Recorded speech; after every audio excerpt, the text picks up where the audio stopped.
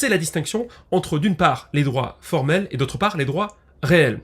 Un droit formel, c'est un droit qui est inscrit quelque part dans une constitution, dans un texte de loi, dans un décret, enfin, sous une forme quelconque de droit positif. Un droit réel, c'est la possibilité de jouir d'un droit formel concrètement.